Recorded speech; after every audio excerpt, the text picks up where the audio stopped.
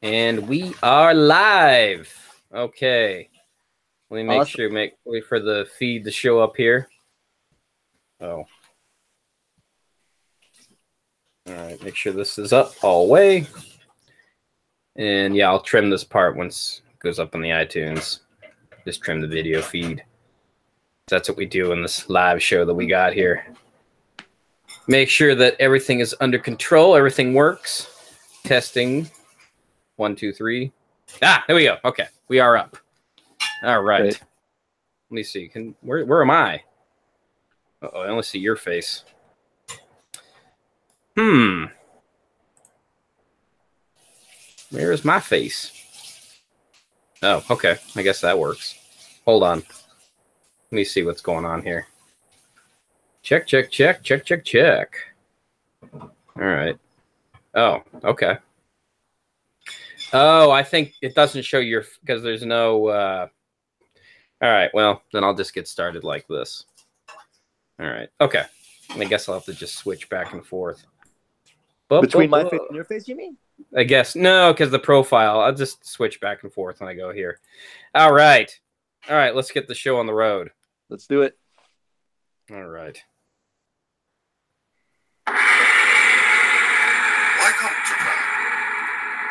Hello, everybody. Welcome to another edition of Why Come Japan. I'm your host, Mr. Matt, Mr. Rad, Mr. Rad Culture, whatever it is you want to call me. And I'm joined today by an author, a guru, Mr. Rayme Michaels. Hey, man. I'm also an ex-coworker. Yes, that's right. You are also an ex-coworker. We work together for a short stint. Yeah. Wait. How long we work? It's just like an hour, right? Not an hour, like a year. 1 year. Yeah, 1 whole year. But we worked in separate locations. We didn't work at the same school. No. Sometimes we did work at the same one. I believe it was on Saturdays that we worked on the same one.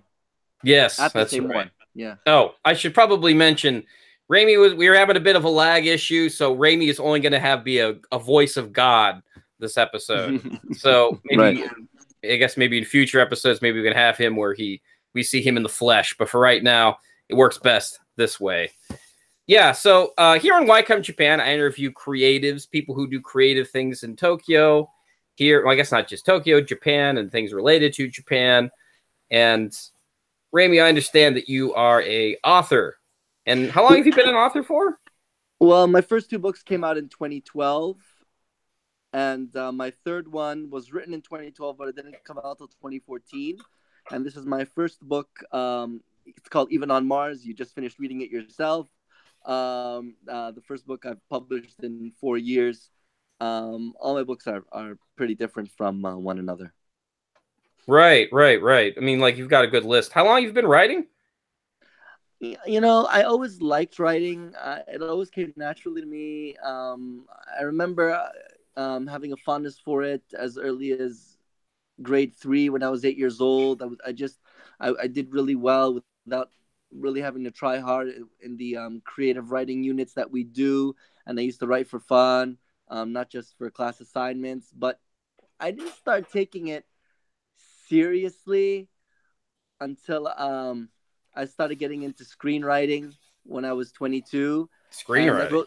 And I wrote 3 screenplays, and then I pigeonholed the third one, Incorrigibility, and then I realized I did that in 2005, and I realized, in late 2011, man, I can turn that into a short novel. So that's exactly what I did. I self-published it through Lulu as a novella.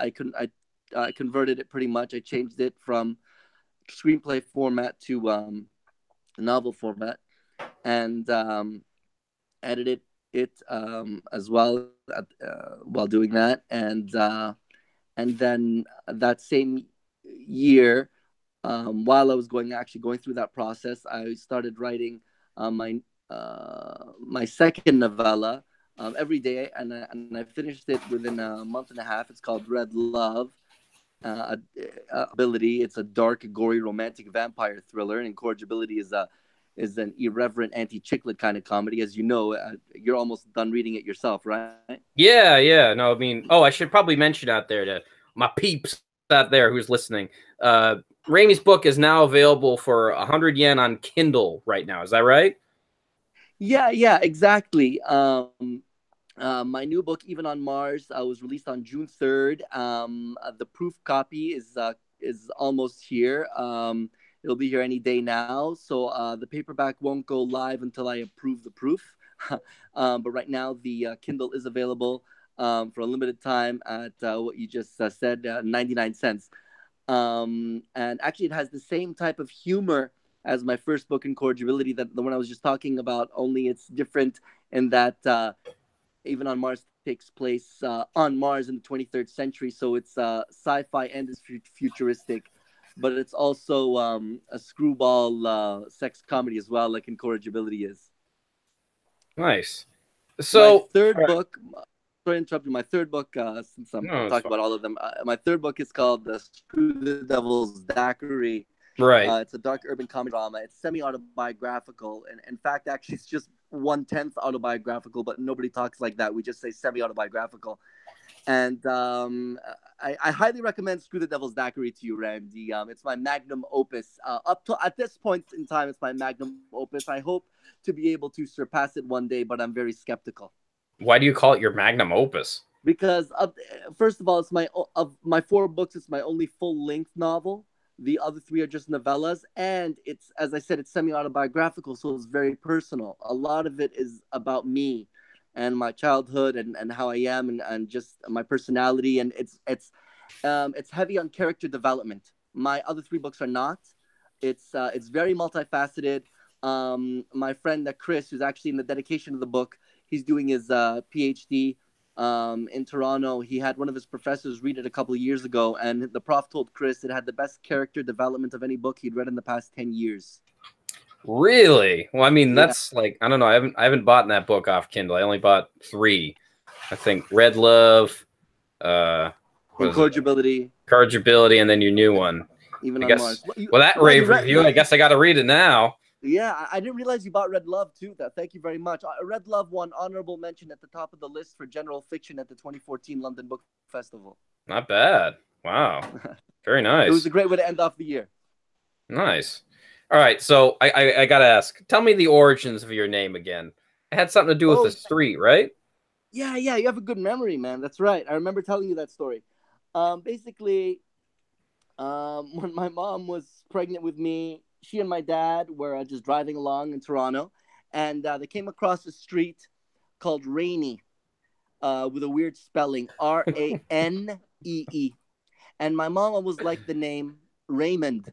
So she combined the name of the street, Rayme, with Raymond and came up with Rayme. Okay. And so she said, I'm naming my son Rayme. And that's how that came about. You're from Canada, right? Right, Toronto. Toronto. Oh, okay. All right, the part of Canada that speaks English.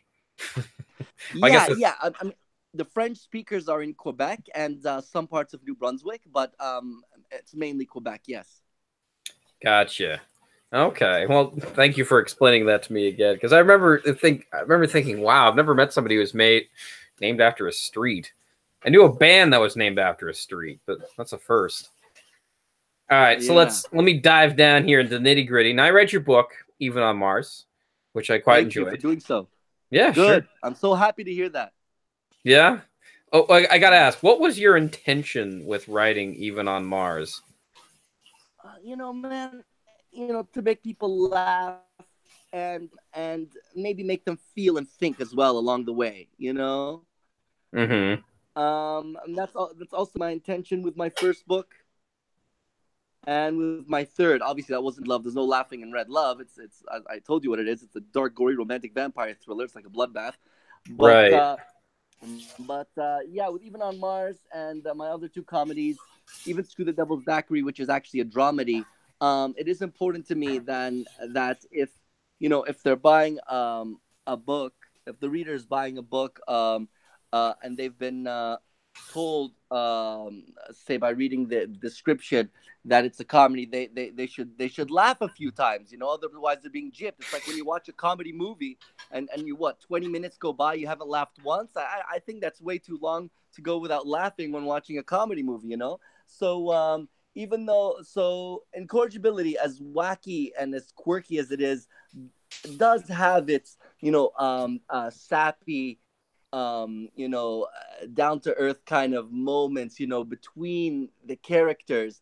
But I mean, it weighs way more heavily on the humor. And I know you, I'm sure, noticed that about Even on Mars. It has its moments, its connections between the characters. They have their awakenings. They are connected to one another.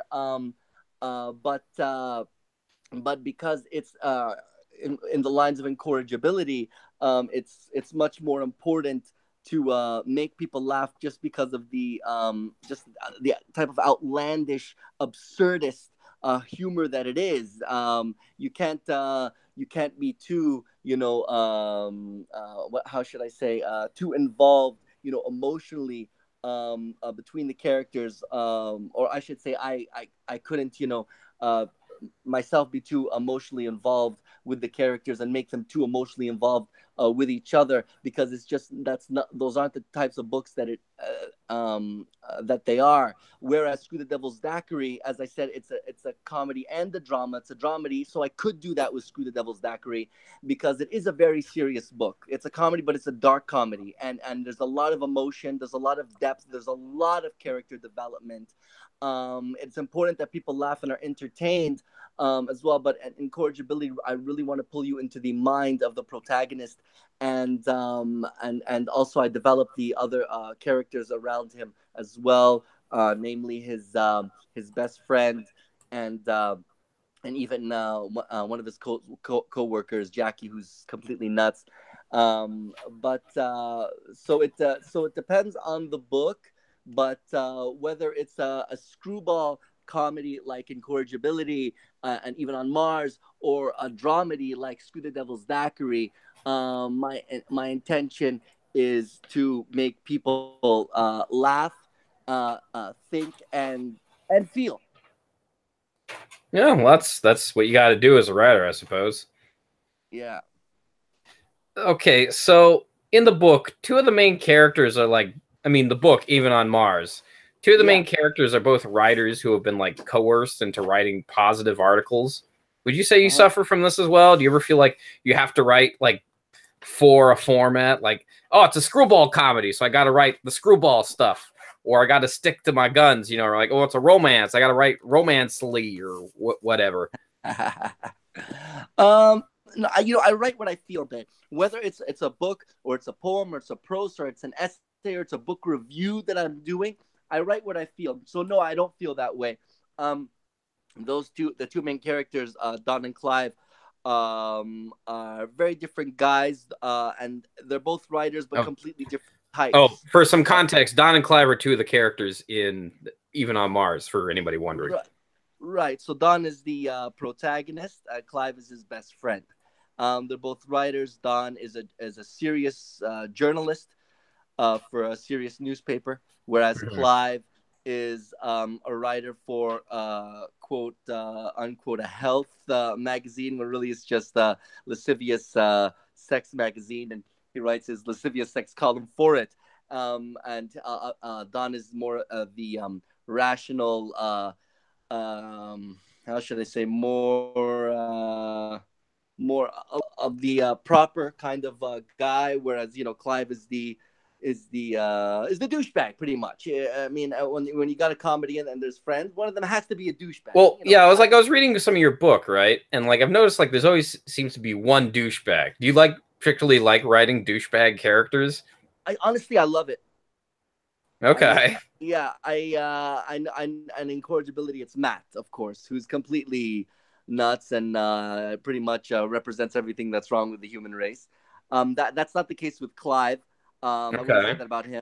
But he does get under Don's skin a lot. So just, and also in Screw the Devil's Daiquiri, because it's more serious. It's not so much screwball douchey kind of guy that you find in it, but you do find the best friend of the lead character, John Hazel, Alex, who's very how should I say? He's a badass pretty much. He's a bad to the bone kind of character, and aside from like getting under John's skin sometimes, it's more about John having to restrain him just because it's more of a serious book.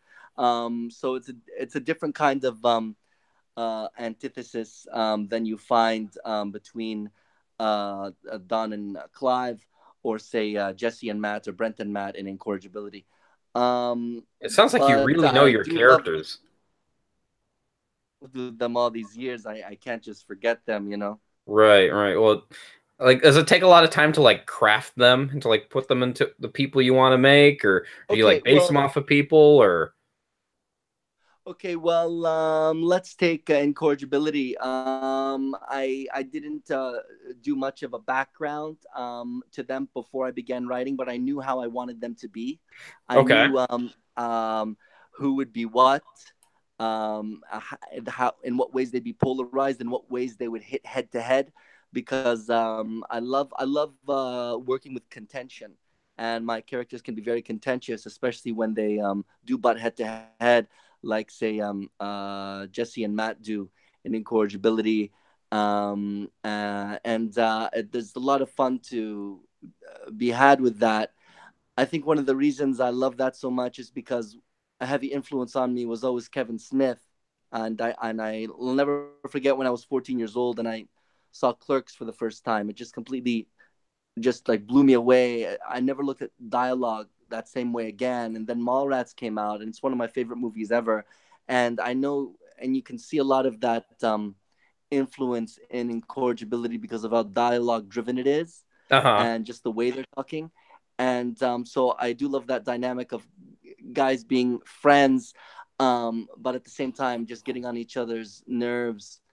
I didn't. There's not a lot of character development though in Incorrigibility, as I said, except for maybe a bit with Brent. I give you a bit of his backstory with his father, and then I show you the relationship he has with his grandfather, Right. and he expresses his issues and the turmoil he's going through and all his anxiety. So there is a bit of character development with one of the three main characters of Incorrigibility, but that's about that. With Screw the Devil's Daiquiri, the lead character is heavily based on myself. So I did develop the character before I started writing, but it was easy to do that just because it's so personal. And I did develop Alex, his best friend, as well. And then once I started writing, that's it. The characters start writing themselves pretty much. The book starts taking me, like kind of taking me rather than me taking it. Although I had a really good I usually have a really good feeling about my books before I start writing them anyway. And Mhm. okay, and with the Even on Mars, I did do a character sketch of Don and Clive before I began writing it. I did do that. Okay. Interestingly, what happened was with the Even on Mars, I began writing it. I believe it was late January of 2014, and then I stopped writing it before it hit 8,000 words in I believe it was in the third week of February of 2014, and I just left and I abandoned it, and I didn't know how to continue it. And then this past February, after 4 years, I just like, oh, I know how I can continue that book now. And I just went on this roll, and it just spiraled and spiraled, and it just got, I started going faster and faster, and before you know it, I was done. And so, I mean, it altogether took about 2 months to write it, but the first and second month had a 4 year gap between them. So I'd say Even on Mars is different than the other three in that it didn't flow quite as easily, in that I did hit a stumbling block and I had to abandon it. But I did go back to it, and it was kind of like I never left. Really, it was just this really strange thing. It was really bizarre. So you started writing in 2014, and then it just finished like this year. Yeah. I because I left it in I mean, February of finished writing. 2014. I did. I left it because I didn't know how to continue it, and I hadn't even hit Oh. 8. I hadn't even hit 8,000 words, and I left it. And then this past February, I continued from where I left off, and So wait a minute. Why did it have to be 8,000 words? no, no, no, no, no, no, no. I abandoned it before it hit 8,000 Oh, you words, banned it just before you because. hit it. I thought it was like a Yeah, prerequisite. and then and Okay, okay, no, okay. No, and then I started writing it again this past February, and its count is about 31,633 words. Ah, gotcha. Okay. My so it's just a novella. To be a novel, it has to be at least 50,000 words, which is why Screw the Devil's Daiquiri is my only full length novel, because it's about 81,500 words. It's well over the minimum necessary count Oh. to be a full length novel, which is 50,000. So then what makes what if if it was shorter for than that, it would be like a novella. Is that right? A novella is between I've seen different numbers online. Okay. It's but I believe it's between 17,500 words and 49,999. Ah, gotcha. Yeah, and less than 17,500 is a novelette. Ah, gotcha. All right, so I thought I'd shout some people out in the chat. We got Robert, and we got no, one of our mutual friends is Modern Life Dating.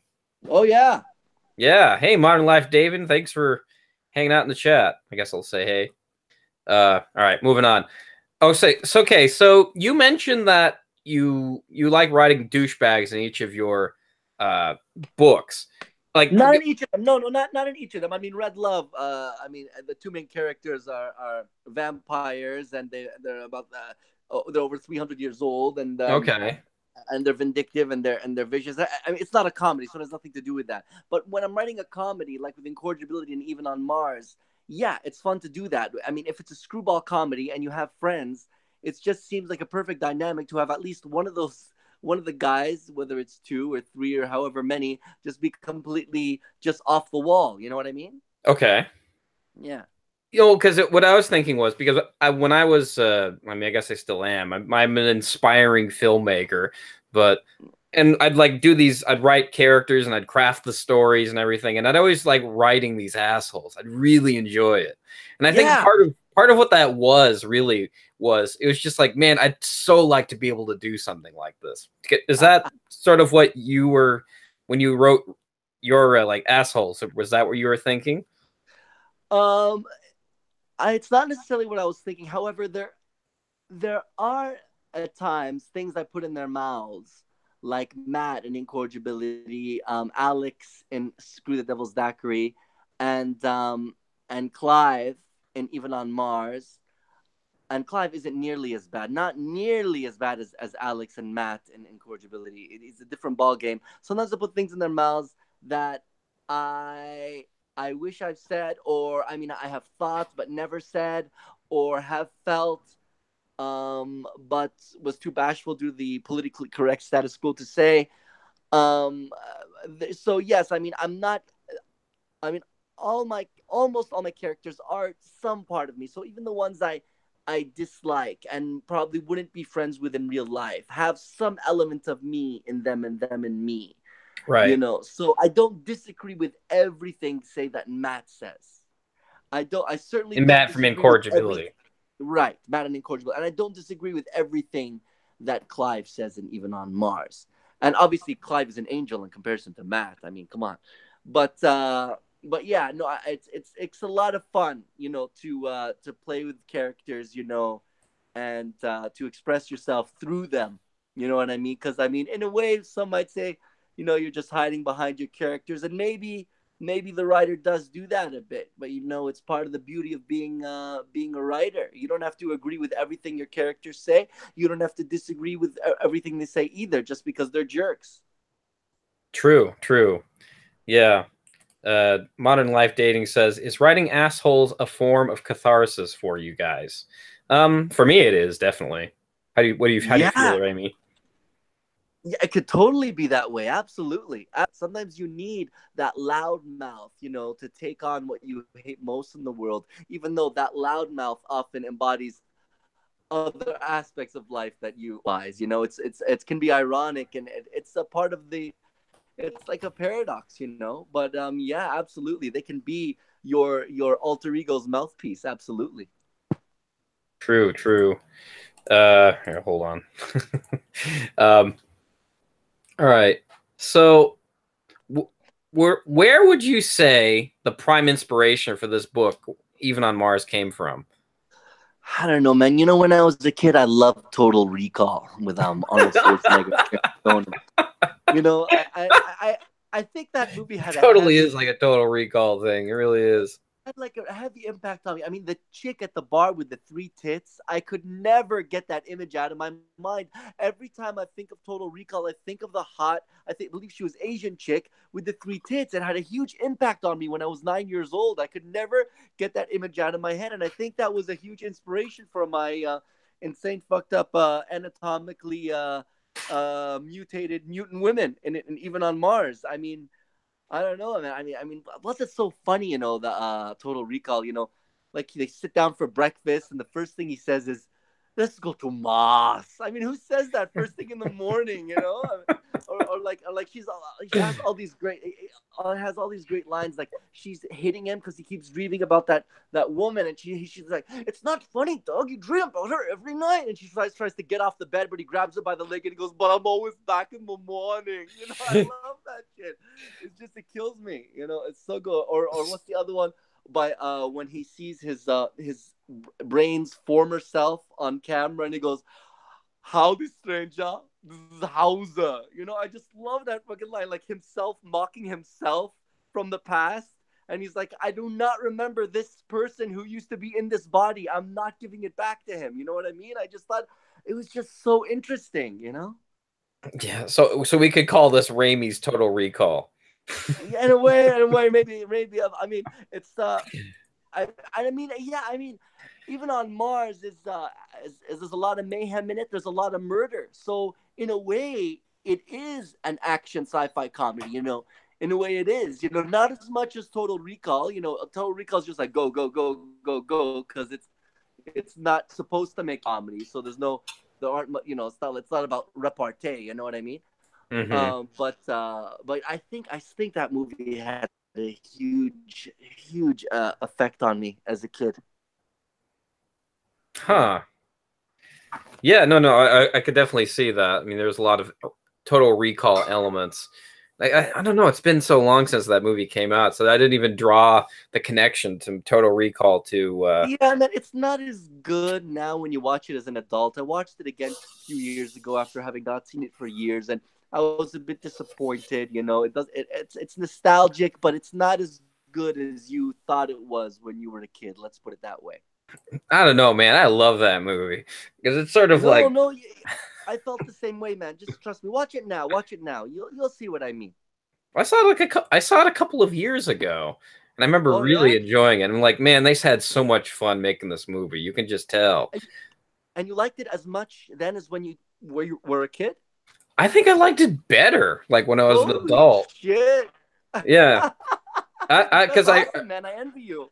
no, because reading all these books about making movies all the time, and you read so many of them, and you get so used to format, and then you see these other things or like you see other movies like they did this really good in this movie, so maybe you should emulate this process.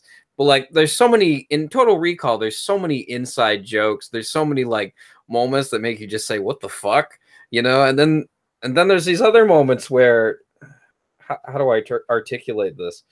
I mean, it's just Arnold Schwarzenegger is campy as hell. Yeah. And it's just, I don't know. It like, what's his name? Paul Verhoeven. You know Paul Verhoeven? Uh, who's that? He's the director of the movie. He Okay. always makes like these outrageously like gory movies. Like he did Starship Oh, Troopers. He oh did yeah. Showgirls. I guess that's not Oh, really gory. Showgirls. Yeah, he did Showgirls. Um, shit, what else did he do? He did a few others, but anyway, he always makes these like really. Oh, RoboCop, and Oh yeah, because that's wow. really fucking violent. I mean, that's like over the top, but yeah. So I mean, all of his movies are kind of like that, and that's what I really enjoyed about Total Recall. What do you think of trauma movies? Oh yeah, big Trauma fan. Trauma changed my life. I mean, it Oh wasn't yeah. until I found Lloyd Kaufman's Make Your Own Damn movie. Oh, actually, here, hold on a second. I actually have it. I'll Okay. show you. All right. I want to see this.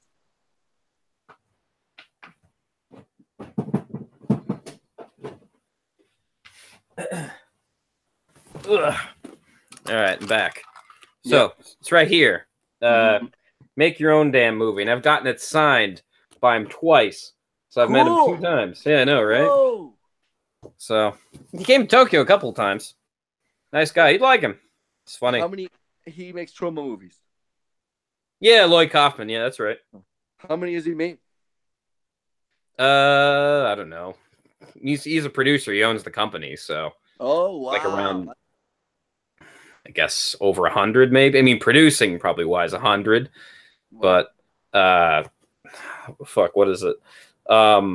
Like directing wise, maybe like 20 or something. Wow, that's impressive though. Yeah, definitely. Yeah. All right, which this brings me to my next question.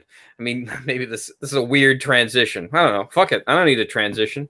Um, uh, so not to put your writing style in a box, but there was like someone on Goodreads, because like you type on Goodreads, you can find authors and they're very easy to find. It's great. Who kind of describes your books as bro fiction, or I'd like to say bromance, like where they describe them as like kind of like romance novels, except for like bros. Do you agree with this assessment?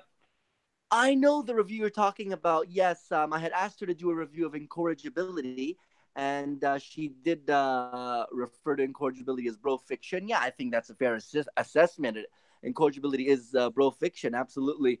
I wouldn't say that about Screw the Devil's Daiquiri because it's very multifaceted.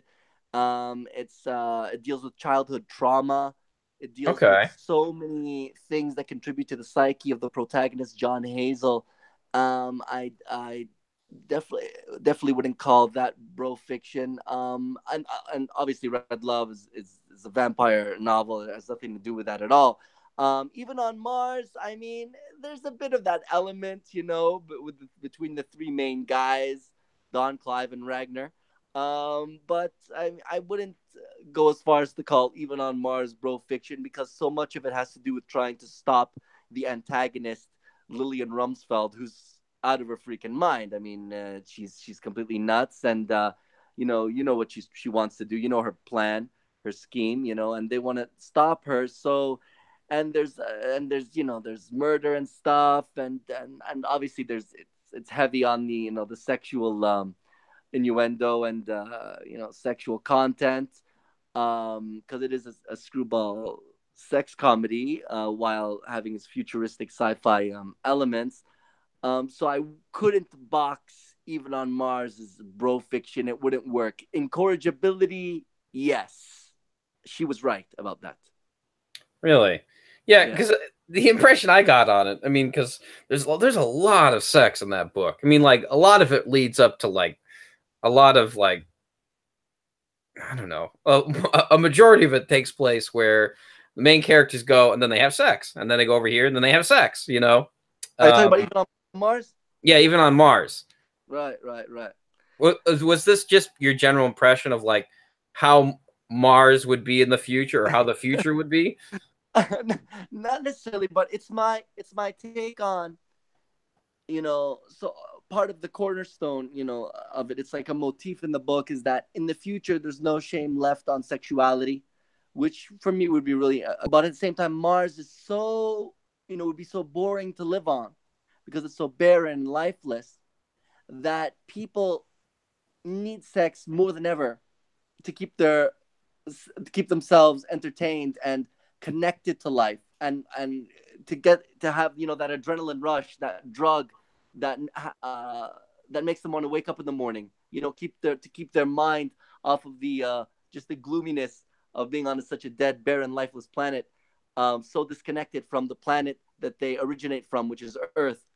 And so it's to an extreme, that I was able to use for the comedy, because I mean there's only one like erotic type of sex scene in it that you'd find in a romance novel. All those others are nuts. It's either with fuck bots, in a fuck bot parlor, or an AI sex parlor, or it's with a mutant who has a vagina at the back of her head. You know what I mean? So I mean it's completely fucking nuts, which actually is why I brought up trauma earlier, because it's so outlandish. or a guy gets, I don't want to give away too much, but he gets a kind of fellatio that you just it's absurd. It's from a mutant with a ridiculously long tongue, Lillian, Mm-hmm. that she uses either to do what she does, to fillet him, or she uses it to strangle people, and and even sometimes to death. I mean, so the reason for it, for all that is for the absurdist, prurient, comedic style of the book. So that's why there's only one actual heated, sex scene. I don't want to give away between who, that you'll find in there, that you may also find in like a serious romance novel. The rest aren't serious, and they're not meant to be, because they're completely nuts and would never actually happen. Right. So it was about me pushing the envelope, and entertaining the reader with something really, really different. It's not, I mean those other ones aren't exactly, I wouldn't exactly call them, an erotic turn on. They're more like an erotic, I don't know, I don't know what to call it, just like completely like mutant, erotic mutant perversion. I mean, I don't know really what it's obviously twisted for the not just to make people laugh, but also for the because I love to desensitize. I've always loved to desensitize, and incorrigibility, as I put on the Facebook side for it, it's a book for a jaded generation. And I feel that millennials are pretty jaded. Generation X too. Wait, wait, And wait, wait, wait. You think millennials are jaded? What's your I reasoning behind think this? I think Generation Y and Generation X are pretty jaded, just because of how far humor has like humor and action movies and stuff have gone. They've really pushed the envelope, pushed. You can see all this shit on YouTube and not even flinch. Like I remember, right before YouTube came out, there was a site called in 2005 that had all these insane videos on it, and you could see somebody, like, I don't know, his parachute failing, and he'd die, but because you've seen Like live leak or something? so much, crap, like, yeah, like we've just can see so much awful crap that we've just become jaded and desensitized to it. Like it's like I remember seeing Uh-oh, we're getting some lag here, Rayme. okay, I'm in 2045 on confusing stuff like this. Oh, what, you can't hear me, you're saying? No, no, maybe the government's listening in or something, and they don't like you talking about this. I don't know. Uh-oh. You still there, Rayme? Oh no. We got some major lag now. Oh no. It was going so well. I remember it bothering me kind of that I could see somebody Oh die. no. We're dying. Yeah, I'm still here, man. Oh, there we go. There we go. Can you You hear me? got better. Do you want to call me Woo, back? that was I hear scary. your voice so well. Oh, good. Yeah, I could hear your voice really. I could hear it really well. Obviously, there's no lag from you at all. Okay, that was scaring me because I was worried, like, oh no, we're losing Rayme. We're only halfway in the interview. Oh no. God damn it. All right. So I want to catch up. No, no. Oh, you're going in and out Yeah, again. yeah. All right. So look, all I'm saying is I remember that I could see a man die, and then I could just move on to another video.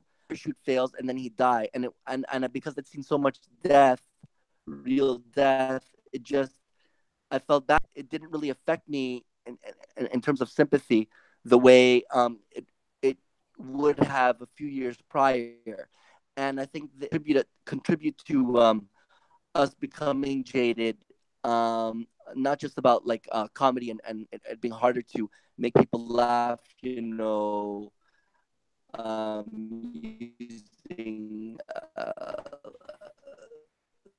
like Lagging again.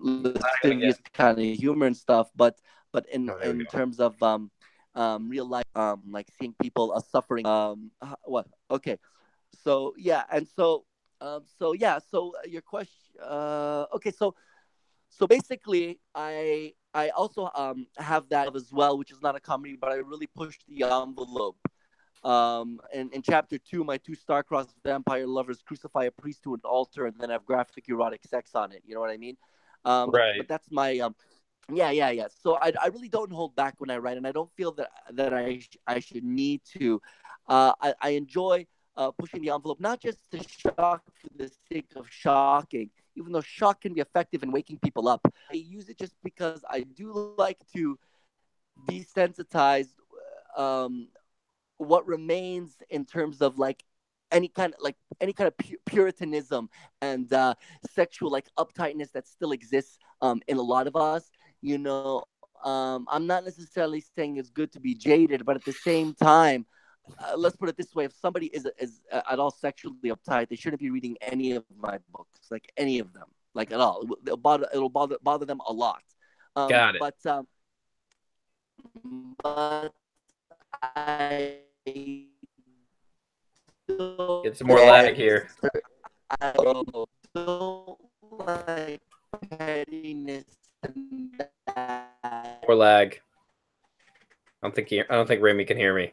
that like people wanting to you know oh, I'm still here. No, I can hear you well. You can't hear me? What's Yeah, I can going hear on? you. I don't know. It's like you seem to go in and out of lagging. What? Lagging. Oh, that's weird. Yeah, it is really weird. I thought I'd answer one of the questions from the chat here. Martin Life Dating Jonathan asks, talk about the character Matt that you said I reminded you of. I think he is top tier asshole in a good way. Ha ha ha. Oh man, I don't know, John. I really think you should read Incorrigibility. I don't want to talk too much Oh, so no about spoilers, right? yeah, no spoilers, but I mean, Okay. he's Yeah, he's got Raimi's got to sell more books, you know. but at the same time, if I give away too much, it'll be less enjoyable, and there's less to find out, for the reader, by reading along, and being surprised along the way. But basically, what I was getting at before, I don't want to lose my train of thought, is that Yeah, yeah. Sorry. I do enjoy desensitizing. I do that with all four of my books. I do love to push the envelope. Okay. You know what I mean? And I do love to give people who are jaded um that extra stuff that they won't find anywhere else. You know what I mean? And I don't like to pull my punches and stuff.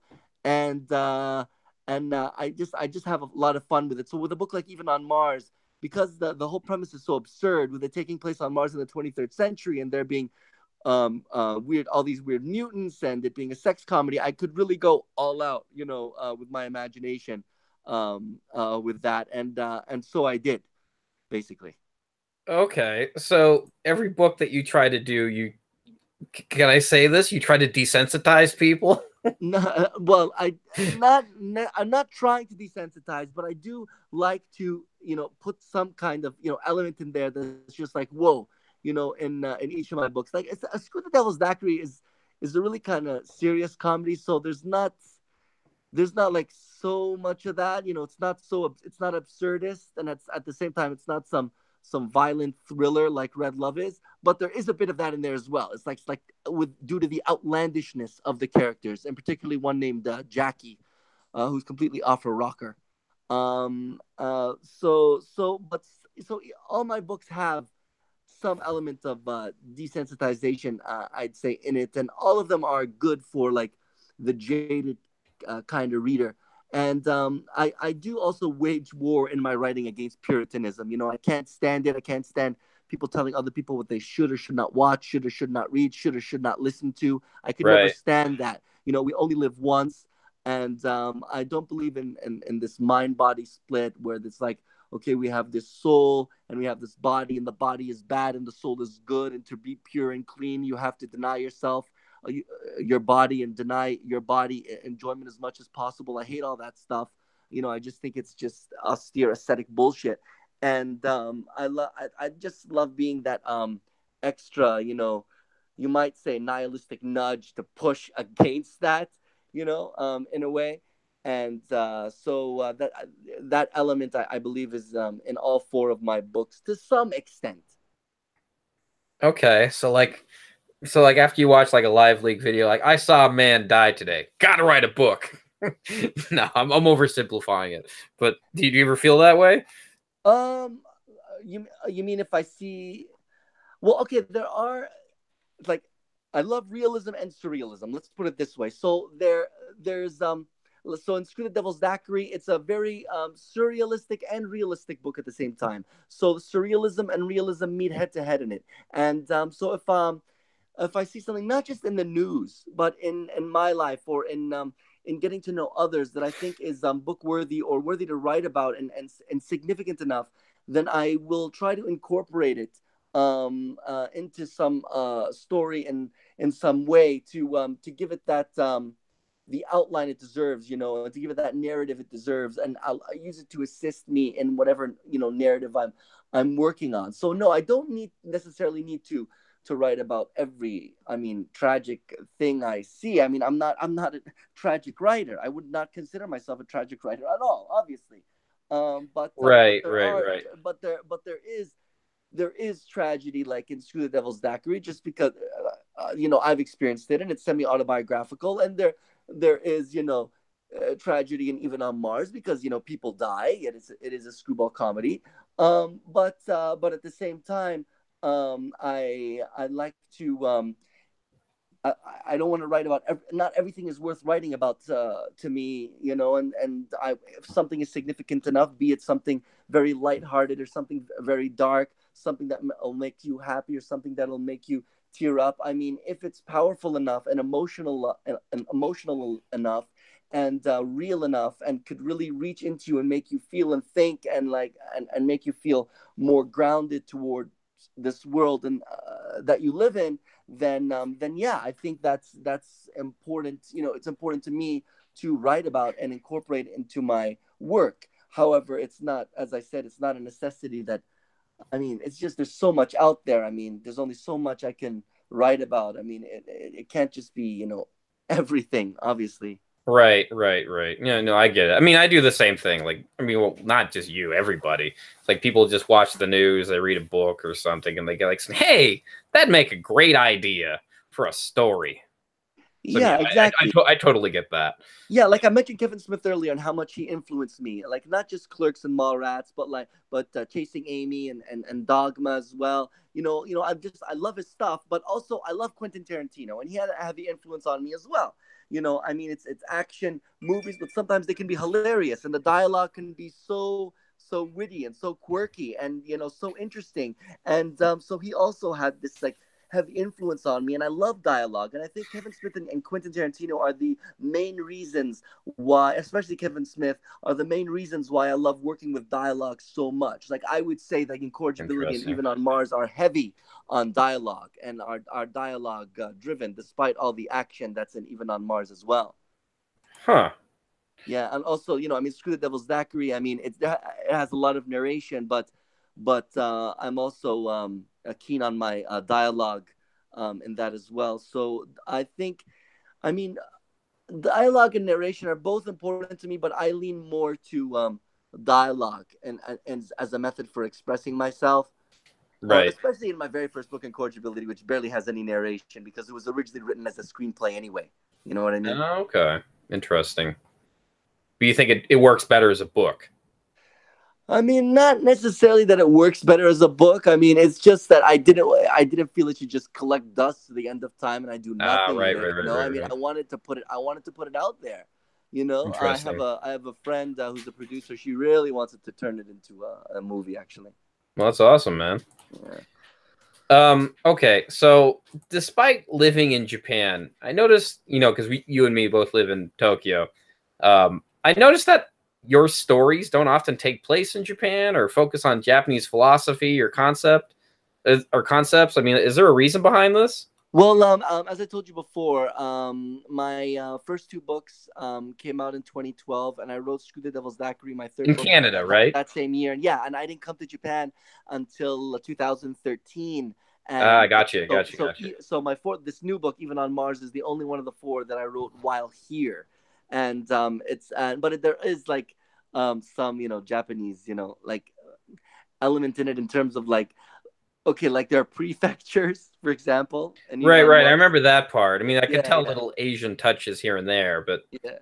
nothing that like kind of struck me as saying, No, "Wow, no. that's so Japanese," you know? Right, right. No, no, no. Nothing like that. Absolutely. I mean, I'm not saying I would never write anything about my time here. I mean, I think I'd have a great time writing about the time I've had here, and maybe building a story about life in Tokyo. Sure, why not? I'm not opposed to that. That's for sure. Right, right, right. Okay, so you've only written really two books here in Japan, even No, no, on I wrote. Mars. No, no. Oh, I wrote only one here in Oh, just Japan. only even on Mars. Okay, Yeah, I misunderstood. Screw the Devil's Daiquiri came out while I was here, but it Oh, was came shooting out while I while was you're in here. I see. Toronto. I Yeah, see. yeah, yeah. Oh, Screw the Devil's okay. Daiquiri is the only one of my books that was traditionally published. It was published by an American publishing company called Melange Books, and they were really backed up with all the other books they had to publish. So it took a year and a half from when I finished writing it to it hitting the market. Okay, I Yeah. see. I see.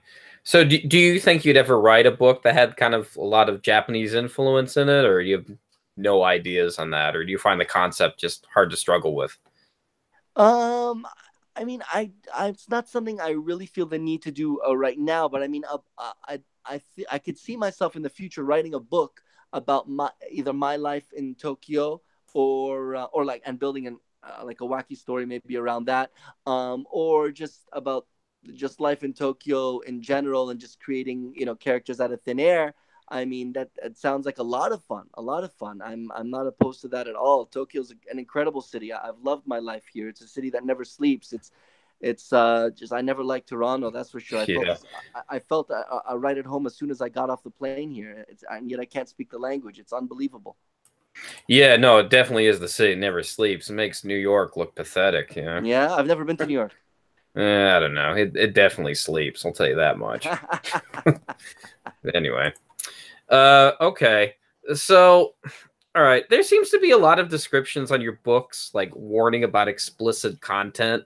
I put The writer is going to be engaging in, right? So, from listening to your previous interviews, and you mentioned that Royal Dahl was an influence on your work. Have you ever no. considered what's that?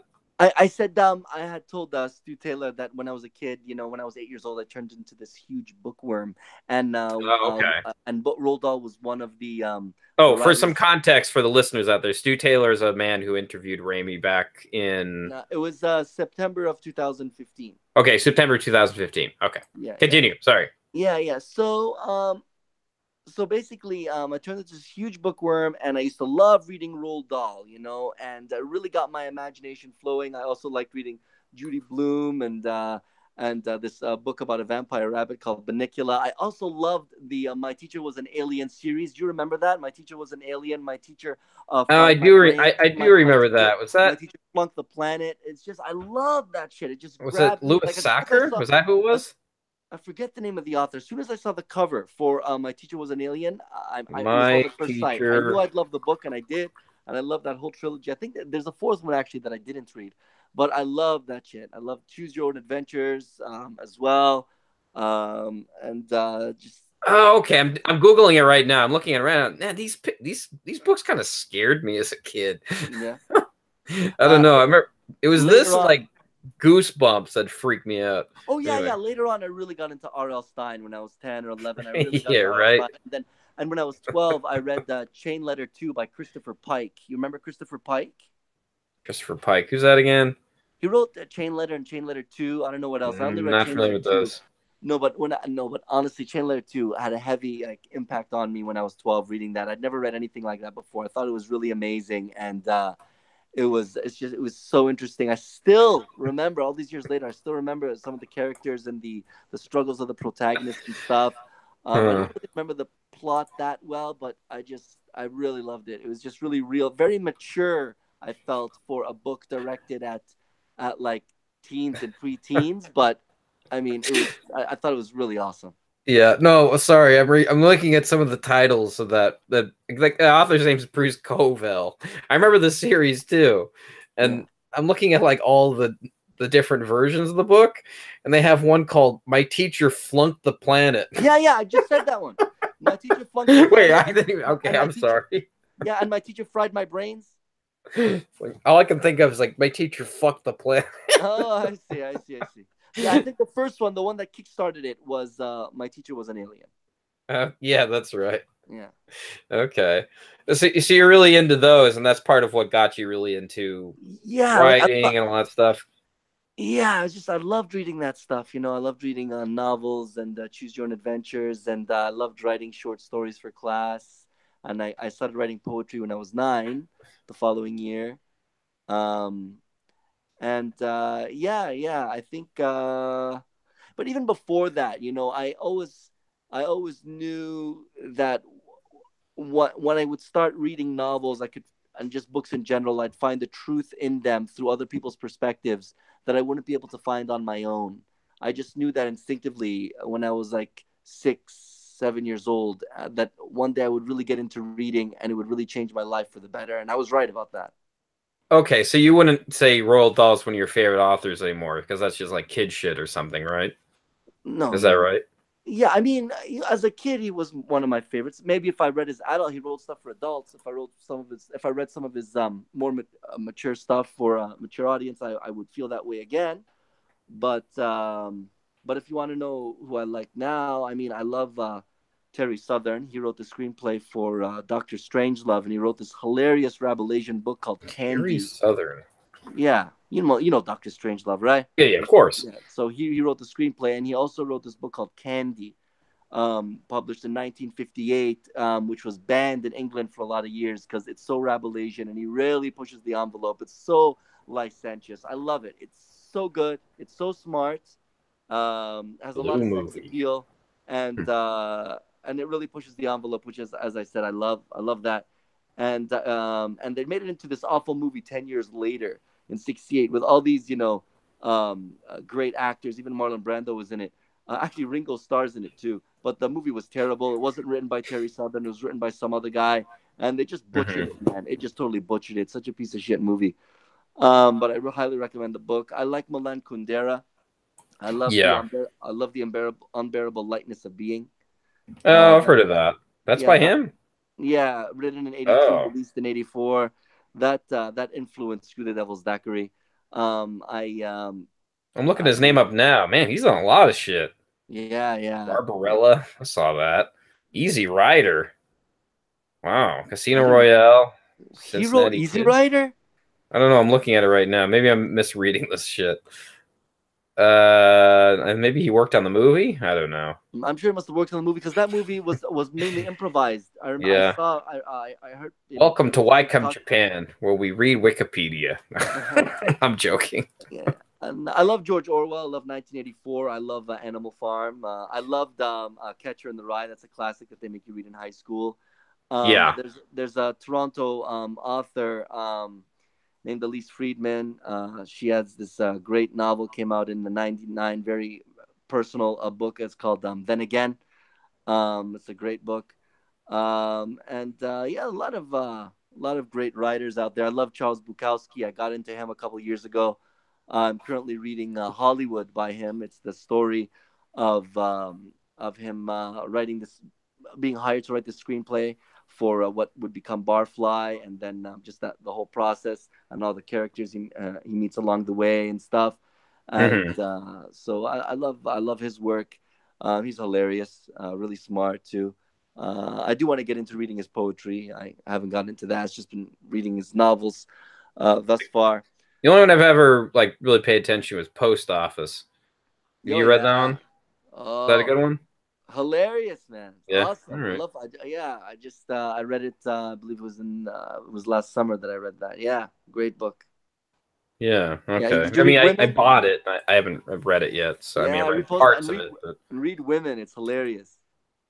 all right, I will. Yeah, and and of course, Ham on Rye is a classic. Oh, right, right, right. Yeah, I've heard of that one. yeah. Oh, yeah. So going back to my question here.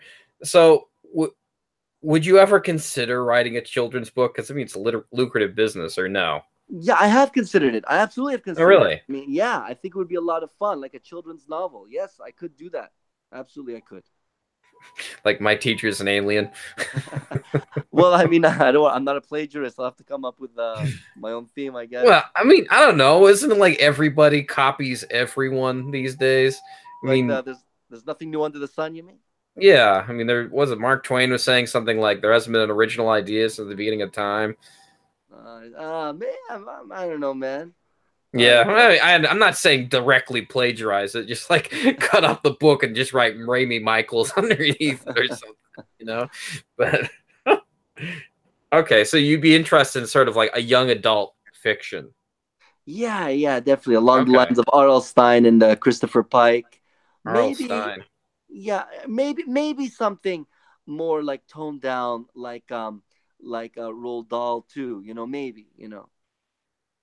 Right. Okay. So not something you have like a what is it? Something you can share here. It's just something that you would like to do, like a project that's uh something that you've been interested in. Yeah, yeah. I mean, the idea of writing a children's novel, entertaining kids, I'm contributing to their imagination and aspirations in the way that those authors inspired me when I was a kid. Really appeals to me. It doesn't have to be any specific genre. I mean, it could be a comedy. It could be a sci-fi. It could be both. It could be some kind of horror. I mean, I don't know. I don't have one in mind, but it's definitely something I'm open to do. Right. Okay. So getting back to your book, Yeah. the new one, Even Uh-huh. on Mars, it Right. deals with a lot of like futuristic elements. Like you said, your Total Recall. I mean, particularly with like the rise of robots as kind of like as a fascist master race. Would you say that a lot of your fears about the future were written in the story?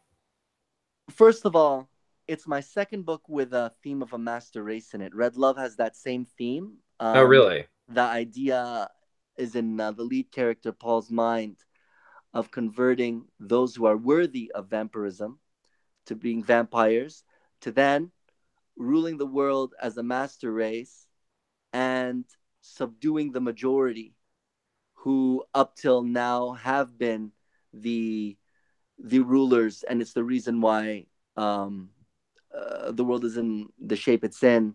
While the minority, like say the 5% or whatever they are, 1%, whatever, have been completely suppressed by the majority, all the while the majority are just mediocrity and just a shoddy species all on their own. See, Paul is very misanthropic and he's very angry at the human race. He's sick of it going on and on and on just the way it is, and he really wants to revolutionize it by subduing the majority, and just it's just just an inversion of everything, taking everyone who has been just downtrodden and putting them on top, and instead of the other way around, where they have to remain, on the bottom and just nod their heads, and do as the politically, as the status quo want them to do.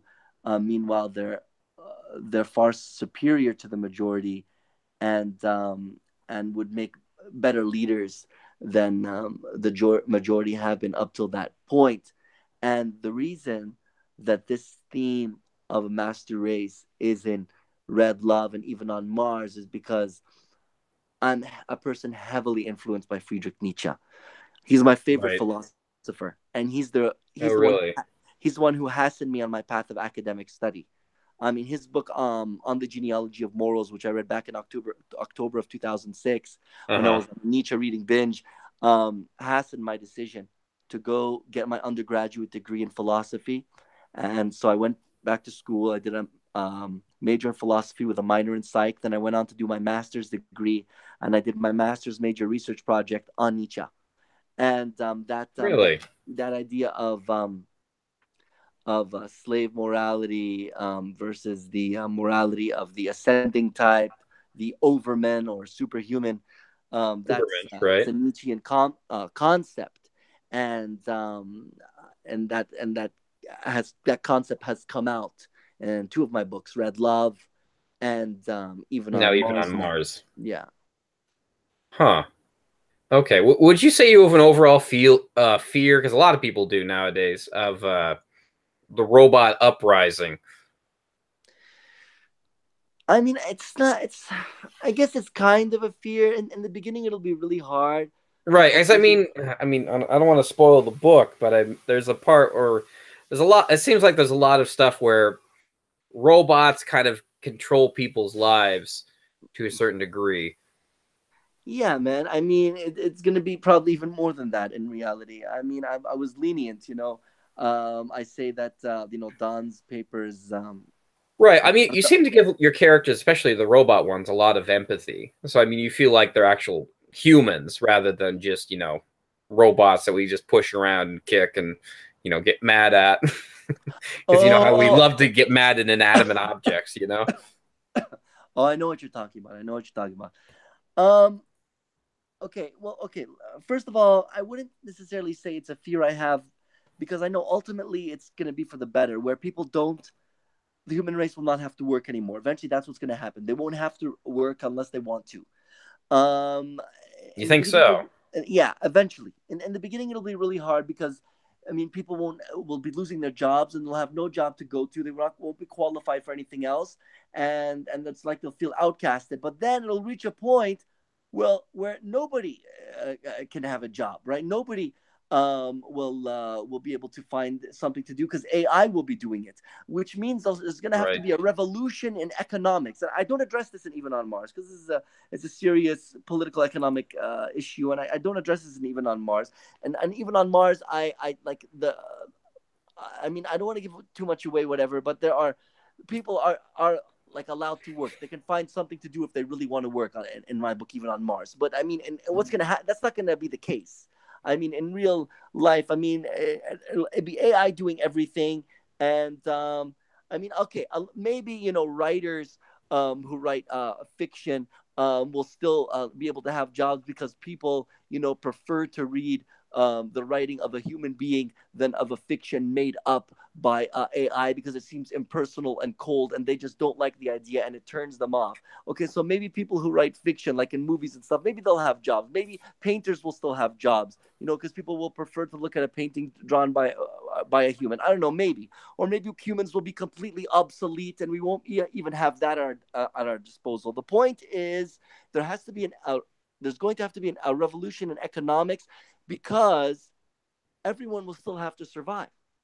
But you Yeah. can't say I have to survive because by working because you won't have a job to go to. So the government, whatever the government will be, Christ, maybe the government itself will be AI. Will have to support people in some way. Maybe there won't be a such thing as currency anymore.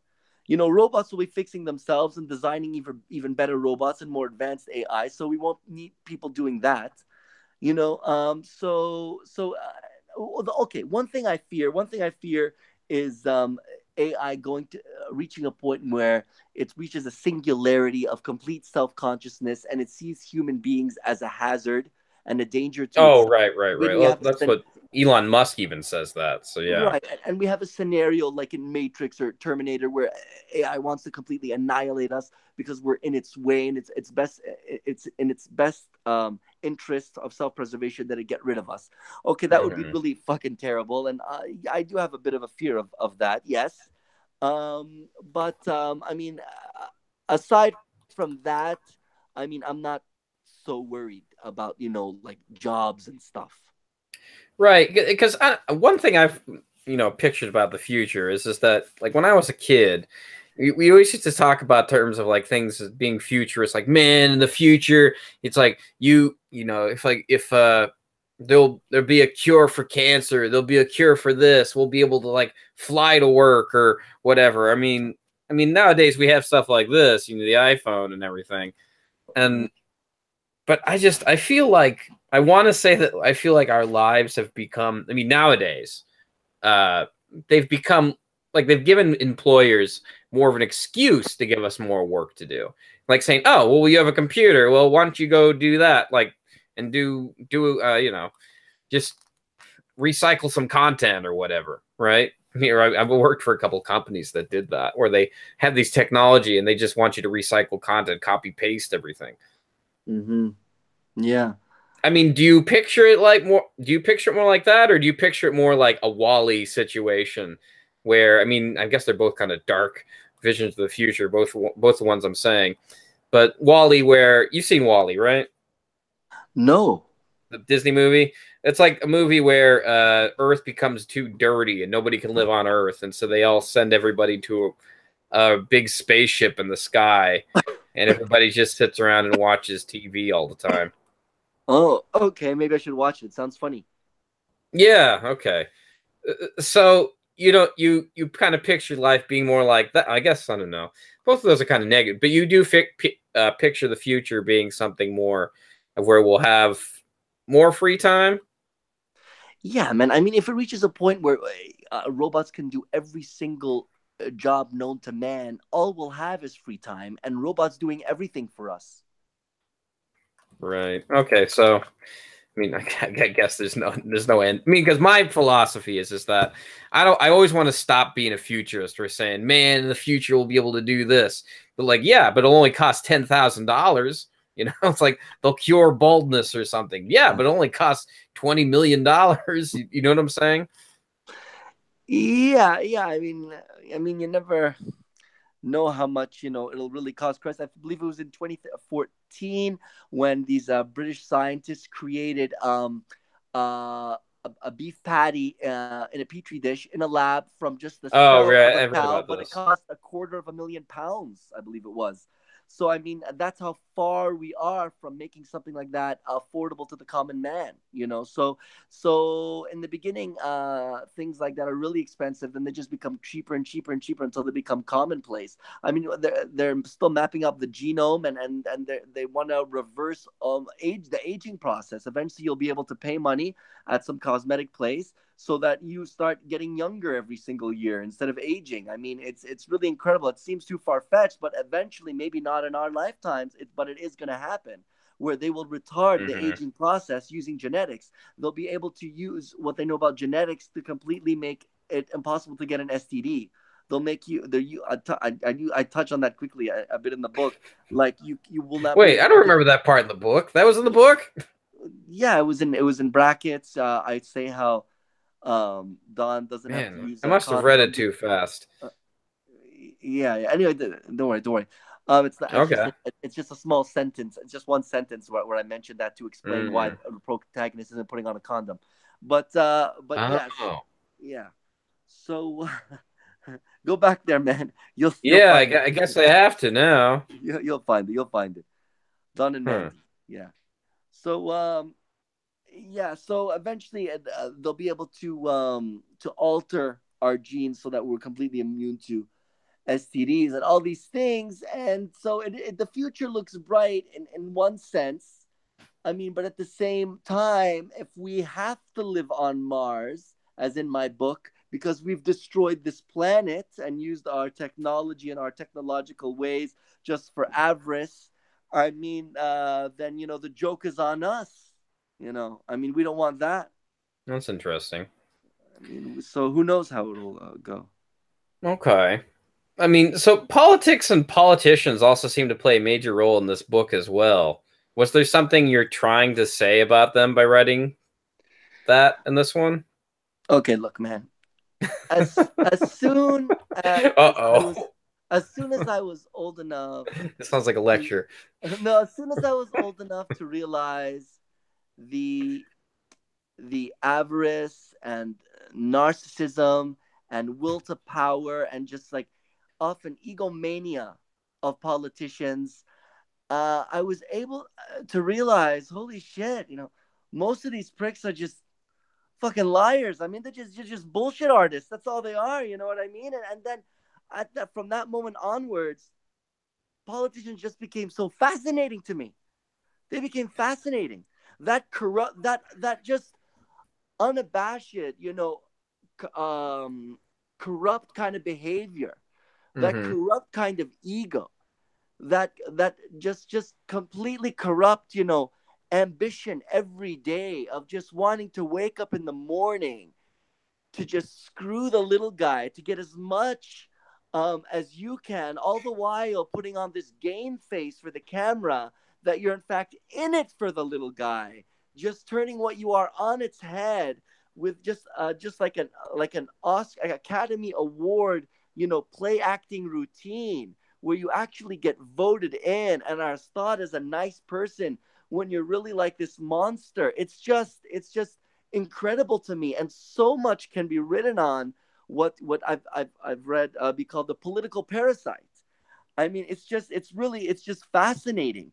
Just like being fueled by greed and just the will to power and control and gain every single day and doing everything you have to do or need to do, to get where you want to go up the ranks and just like play the whole political game of, yeah, yeah, I really want this, but I'm going to make them think that I'm all, in it for them. I'm completely selfish, but I'm going to convince them I'm selfless. It's so fascinating to me, and so much can be done with it. I mean, there's so many great stories and all that. So I mean, yeah, I have fun with it. In Even on Mars with the Lillian Rumsfeld, the Right. antagonist, who's a malignant narcissist. Because narcissism is something that's very interesting to me, very fascinating to me. And I took this course in the final year of my undergrad called Personality Theory and Behavioral Disorders. It was a fourth year psych seminar, and Okay. we had to pretty much analyze the psychological disorders, behavioral disorders of some a really famous person, and I chose Stalin. And these two girls joined me. They wanted to be in my group, and so I had to learn a lot about malignant narcissism, in having to study, Stalin and how he was, the things he did, why he was the way he was. I had to read a lot about his childhood, and we did so well. We were the only ones in that class to get an A+ on our project, and it was so interesting to me, and it ended up just like increasing the interest I already had in politics and politicians by so much more, and so I created this character, and those are her legs and her tongue on the cover, who has this behavioral disorder, this malignant narcissism, and she'll do all these things that she has to do to get where she wants to go, and no one's getting in her way, and she, she's always telling anyone who tries that they're nothing. She's everything and they're nothing. That's the theme, that pops up throughout the book. And Okay, okay, I got to stop here just for a second. Modern Life Dating, Jonathan asks, did you bang those girls in that group? I'm asking for science. no, I did not bang either of them. One of them was Let not me so ask this: were they bang material? but one of them was this really cute waitress, actually. Okay, well, I'm Uh, glad one of them was at least cute. yeah, yeah, yeah. She was very attractive. Yeah, but I did not know. Okay. Thanks for asking, John. Yes, So, John, you're a legend. yeah, man. So yeah, I guess that answers your question anyway. Huh. Would you say that you have a hard time writing for politicians, or or you found writing this book when you wrote The Politician very easy? No, I loved writing her. I mean, um, a character that I had that kind of fun with was Jackie in Screw the Devil's Daiquiri. I had so much fun writing her. She's a complete narcissist, but an office narcissist, not a politician, and she'll do whatever she has to do to get up top, up the corporate, climb the corporate ladder. She doesn't even want to climb it. She just wants to, stomp on everybody's head as she I don't know, hops her way up there. She's not climbing. She wants to just bounce, just like completely, like everyone is gonna be downtrodden under her cloven hooves, basically under her fucking high heels. That's the idea of Jackie, and so she hates anyone who she even suspects of getting in her way, just because she's nuts, even though they're harmless and haven't done anything to her. And so, in the beginning, at first, the protagonist John becomes her target, even though he doesn't even care much about that job. She just feels that he's a threat, so they butt heads head to head. And I really loved exploring her downright, manic bipolar personality, her very malevolent, very malicious nature. She's just Wait, this wait, wait, wish. wait. Wait, this I'm is talking about Lillian we're talking I'm about, talking about right? Jackie. I'm talking about Jackie because she's just as vindictive and malicious as Wait, Lillian, but without actually killing anyone. who's Jackie again? Who's that character? This she's a character in Screw the Devil's Daiquiri Oh, okay. All right. I who's was the getting confused who I here. said was the office That's right. You said narcissist. that. Okay. Yes, exactly.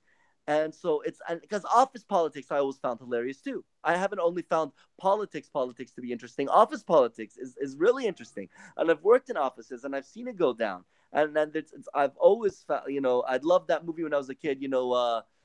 Bonfire of the Vanities. Oh, From Tom 1990. Wolfe. Right, Yeah, exactly. Yeah, he's a and they really made good author, they made that movie with Tom Hanks and Bruce Willis. which I heard was And horrible. I never saw it. no, I always loved that You movie. love that one, huh? Yeah, yeah. Did you read his other book? Was it I Am Charlotte Simmons? Dude, I never actually read Bonfire You of the gotta Vanities. read it. You'd love it. I Yeah, mean, I don't know. It's about college life. I mean, it's great. yeah. If you get a chance, actually check out the audiobook. The guy who does it, Dylan Baker, has a really good voice. Oh, I see. I love the movie Office Space. It's such a classic. You saw Office Space, right? Okay, so you find writing for politicians or people in politics rather fascinating. Yeah, I think it's a lot of fun. Whether you're writing for like people who are in politics, wanting to reach wherever they want to reach, or if it's office politics. I mean, I think that can be hilarious. The way people can be just so blindsided and have that case of tunnel vision. Because the way like the rabble, just completely drench themselves and like get self absorbed into their own narcissism and tunnel vision has always interested me. And somebody like Lillian has a tunnel vision. All she cares about is herself and her legacy. Wow. And power and gain. Somebody like Jackie and Screw the Devil's Daiquiri is the same, just not in politics and in office politics. She has her tunnel vision, her case of narcissism. She has her histrionic personality. Her own outlandishness. And it really characters like that really carry a book of forward and are interesting for the reader because the reader always wants to know, what are they going to say next? What are they going to do next? And it's always like, wow. And you can always use that character, for any shock value that you may want to add to the book, for entertainment purposes. Yeah, that's true. Yeah. Okay, well that's interesting. Well, that gives me some extra perspective there, actually. Mm-hmm. I didn't actually put together before. Yeah, See, I love that is. existentialism. Existentialism was what led me into philosophy. It's my favorite branch of philosophy, and the existentialists love analyzing the tunnel vision of the mob. Just Mhm. the way that just like I have this one track mind, and this is all that's important. And as long as I focus on this, I won't have to worry about other things. I won't have to worry about my insignificance. I won't have to think about the fact that I'm going to die one day. I won't have Yeah. to I don't have to look in much anymore because all I have to do is look out towards all these petty little things, but really it's all just a mask. It's all just like a sham. It's all a facade, a masquerade. You know what I'm saying? Eric Yeah. Fromm was really good in analyzing this. He's like an existential post-Freudian. Recently, I read To Have or To Be, a great book, and the other book of his that I've read is The Art of Loving. I had to study him also in a course I took called Personality in my psych minor. And a book of his I want to get to is Escape from Freedom. People don't want freedom. They want because if they're not free to make their own decisions, they don't have to take responsibility for their own failures. Is basically the premise, and you see that in a great book I'd like to recommend to you called The True Believer by Eric Hoffer. It's a classic. It's amazing. It's incredible. It's pure genius. Really interesting stuff. And if you're really interested in the human mind, as I've always been, and why people do the things they do, and how they deal with things like their own mortality and their own feebleness and their insecurities about their own inadequacies and failures, I highly recommend that book. Okay. And I also recommend The Denial of Death by Ernest Becker, which is probably in my top 3 favorite books of all time. Interesting. All right. So finally, do you think you could briefly describe how it is that you craft one of your stories? I like what I mean by this is like what are the ideas that captivate you enough to say I could completely write this as an emotional story.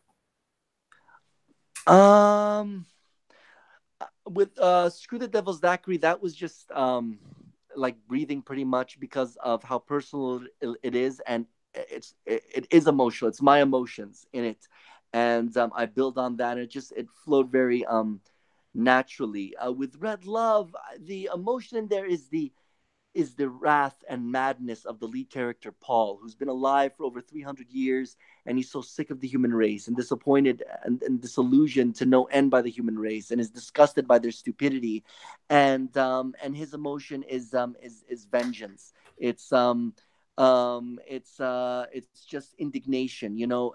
And he's gone insane. He's gone completely insane, and so it's dealing with that madness. So that type of emotion that I deal with there. Um, um, okay, with Even on Mars, I mean, it's I do, as I said in the very beginning.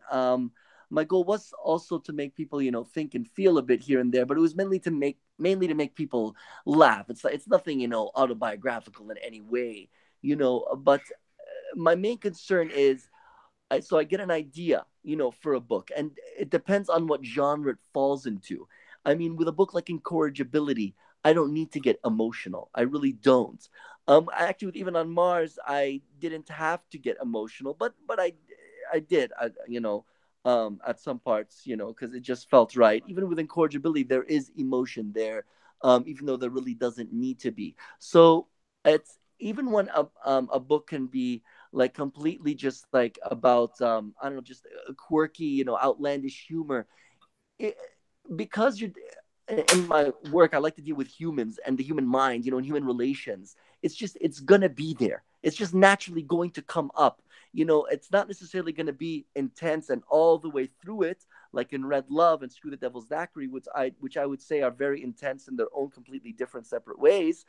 Um, but um, but even with screwball comedies like Incorrigibility and Even on Mars, when you're dealing with friendship and relations of people that are of kin with you, like Clive and you know his son. That's all I'll say about that.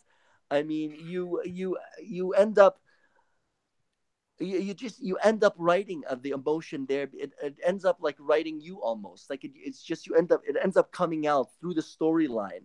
And so I don't sit down and think to myself, how am I going to make this book emotional? I've never once had to think that way. It's just Interesting. it's either it's just it's come out to some degree or another in each of them. Interesting. Okay, so this is about that's it. I'm out of questions, All Rayme. right, no So problem. it's 12:30 a.m. Jesus, right how long have we been talking? Yeah, it's been an hour and a half almost. Whoa, that's fucking nuts, man. That's I know, right? unbelievable. All Oh right. my So god. this is the part of the show where I'm about to end it, and I take in any live chat comments. There's one I was going to save here for the end because it's I can tell it's very contentious. Well, there's two mostly just from ours truly, modern life. Listen to my voice. Modern life dating. Jonathan says, "Does Rayme think there is an ongoing feminization of men happening worldwide?" It's an interesting question. I don't know if it's happening like worldwide as in every single country, but I mean, there is there's a heavy case, I believe, of androgyny in the West. Oh, yeah, right. Like Yeah. transgender and all that stuff. Well, I'm talking about androgyny in terms of men aren't as masculine as they used to be. Women aren't as feminine as they used to be. They're both. It's reached the point where they talk the same, like they have the same way of talking, the same the same way of I don't know, just the same way of being. Like here in Japan, the femininity is still very important. Women are very feminine. The way they talk, the way they laugh, you know, they're very cute, and the way they doll themselves up and stuff. It's just there. I don't see, you know, androgyny here per se. But then again, I mean, I'm not. That's not to say that. Japanese guys are very masculine. I mean, some are very masculine. A lot of Japanese guys are very feminine as well. But I don't have the sense here in Japan of androgyny that I felt in Toronto. It's not. It wasn't to the point where it bothered me. It didn't bother me. I found it interesting. What bothers me about feminism is just the puritanical nature, where it ironically does continue where Christianity left off. It seems where just there's this attack on the male sexual prowess, this attack on sexuality. Like feminists, a lot of feminists want to ban pornography, make it illegal. I think that's pretty ridiculous. You just create a black market when you do that shit. I see. I don't believe in this, regulating what people do in their private lives. It's between them and themselves, or a consenting adult. Um, and so in terms of men and like its effect on men, I mean, yeah, I mean, men are made to feel guilty for finding some women attractive but not finding other women attractive, which I think is ridiculous.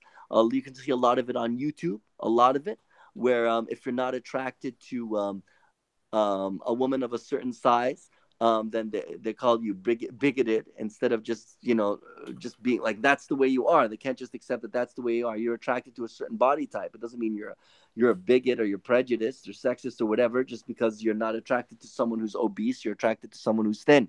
I mean, it's as ridiculous as saying, okay, a man is sexist or bigoted or whatever because he's only attracted to who women who are overweight but is not attracted to thin women. I mean, does it go both ways? Is he a bigot then? It's just they probably wouldn't say that he is.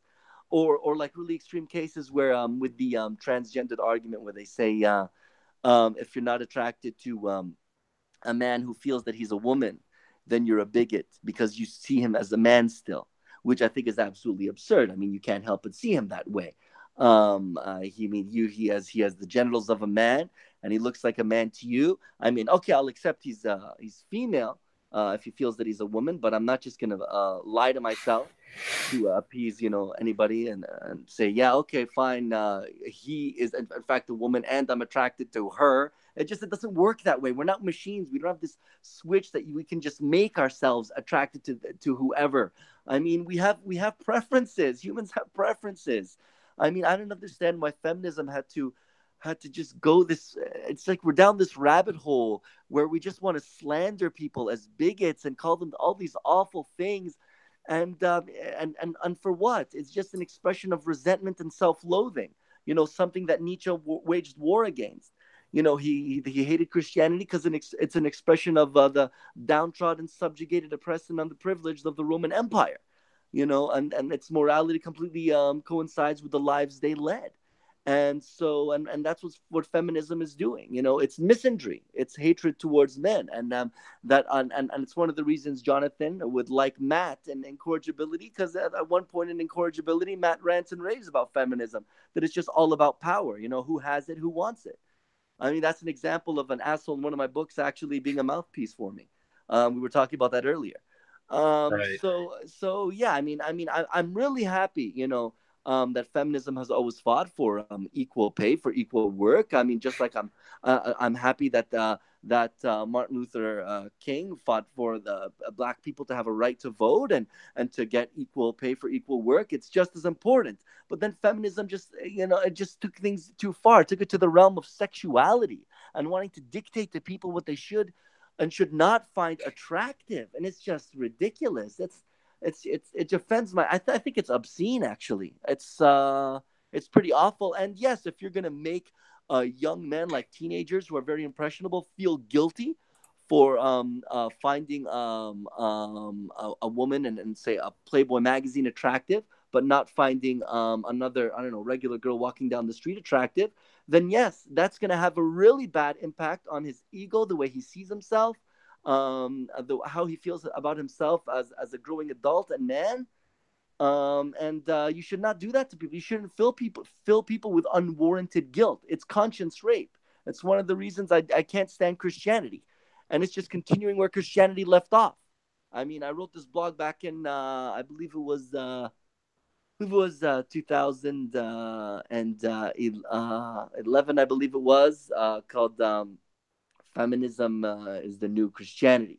Or feminism equals the new Christianity, I believe it was called, on my Blogspot blog, and it's really abhorrent, man. It's abhorrent. I mean, a movement should be about making people's lives better. Yes, like for example, equal pay for equal work. But then to like want to castrate men using a philosophy, a pseudo intellectual, sophistic philosophy, it's not right, man. It's a violation of who they are, and it stunts their growth as to who they will be or who they could be. I mean, we're all human and we're all different.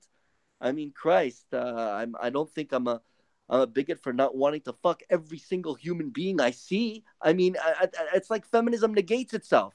It condemns, women being treated as sex objects, but then it condemns men for only finding certain women attractive, but not others. Well, okay, well, what? Well, would you like it men to find every single human being on the planet, man or woman, attractive? Then they're constantly fantasizing about wanting to fuck everybody. Then everybody's objectified. I mean, is that better? It's just insane. It makes no sense. Wow, you had a lot to say about that. I didn't think you'd have nearly that much to say. Well, it's a heavy. Wow, I mean, not no, that's very well articulated. I mean, I probably couldn't say that as well as you did, but okay. I don't know. Wow. Ask Jonathan if that answers his question. Did that answer your I, question, I think John? I think it should answer his question. Jesus Christ, that was like the longest. Wow, wow, that was something. That's okay. Not last question from Jonathan. I think most of our followers are in bed now. Uh, Modern Life Dating Japan. Modern Life Dating Japan just wrote a comment. He says yes, 100%. Modern Life Dating Jonathan asks, if you could live forever, Rayme, would you like the Highlander? What's the Highlander? Oh, come on, man! You don't know Highlander? I've heard There of it. could be only one. Where they have to kill each other and they can live forever. You didn't know? You never saw that movie? No. It's a 1980 cheesy classic movie. You got to see it, Rayme. Oh, okay. There's so many references online. Oh, you're killing me. No, that's fine. Okay. To be honest, I've never. Okay, I'm gonna lie here. I've actually never seen it either. Oh, okay. I've only seen like bits and pieces on TV. I've never actually sat down and watched it from start to finish. I mean, I've only seen the memes and seen scenes and episodes, but. So was John asking me if I'd like to live forever, or if he's asking me if I kill Oh people my in order to live god! forever? I'm pretty sure it's a joke question. I'm pretty sure it's. I don't know. Okay, well, philosophically, why don't we ask that question? Do you want to live forever, Rayme? Honestly, I mean, I've always felt that I do, but I mean, I have no way of really determining that. Forever is eternity, and the human mind can't comprehend eternity. I would love to live to be 1,000. I'd love. Why 1,000? Because it's just time goes by so quickly, and as actually Don says, and even on Mars, I have this theory that the way we perceive time, even if we live to be 500, it would still go by in a blink. And I've always hated the fact that life is so short and that we die one day. Two motifs throughout my books are death and sex, because they're things that have preoccupied my mind since I was a child. I mean, I've been obsessed with sex since I was 5, before I even knew what sex was. I was obsessed with sex too. We have something in common. No, yeah, I mean, sex and death. Honestly, sex and death. Wait, sex and death? So hopefully not mixed together. Right. Well, I mean, they're interconnected, right? Sex gives life, and then that person dies, and so on and so forth. But I mean, what was I saying?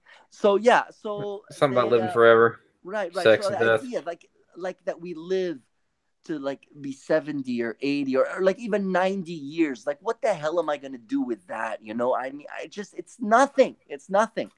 And I think like 1,000 years would be like fucking awesome. I think that's a good amount of time.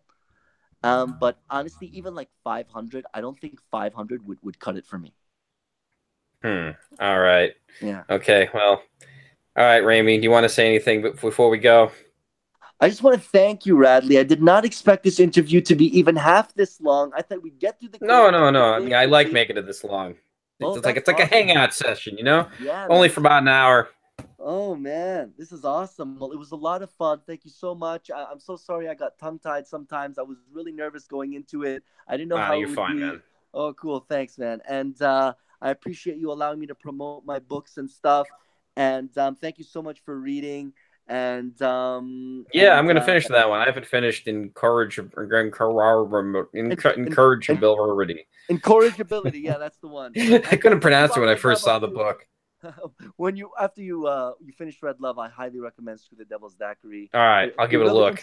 If you're really interested in me and my psyche, my mind, what makes me tick, you got to read Screw the Devil's Daiquiri.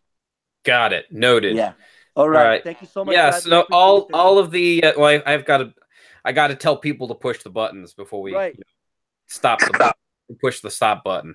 Yes. All right. So you can buy Rayme's book. I put all the links down below in the Japanese Amazon store and the American Amazon store.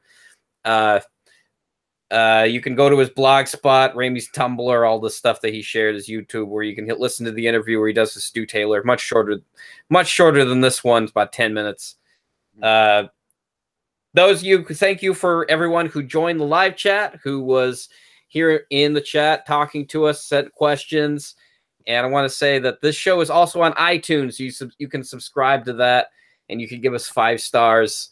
And make sure. And this show is also live on YouTube. In case nobody knows or listens to this on iTunes or whatever. I mean, just say the stuff that I gotta say. Make sure to like, follow, subscribe, right swipe on Tinder. I don't know. What else do they need to do, Rayme? Tell them. I'm not. The links speak for themselves, man. The links speak for themselves. The links don't lie, or unless the hyperlink's broken. Right, and so, and just let me note to anyone listening that Even on Mars and Incorrigibility are going for 99 cents for a limited time. Oh yeah, it's for 99 cents. Go over and buy Rayme's book. It's only $1. It's like buying. It's cheaper than a cup of coffee, for crying out loud. Yes, definitely it is, especially one from Starbucks. Yes, of course. Hey, Tikio Sam in the house. He tells me to swipe right on Tinder. Well, Sam, you missed it. We could have had some of your brilliance in the chat, but you ruined it. You blew it. Hey, Sam. Hi, Sam. All right. I like Rayme's book so much. Well, he says he likes your book. Did you read it? No, really. Who said that? He bought it 20 times. Come on. You didn't buy it 20 times. Joker. All right. Okay. All right. Have a good night, Radley. Yeah, you too. Bye-bye. Peace. See you guys.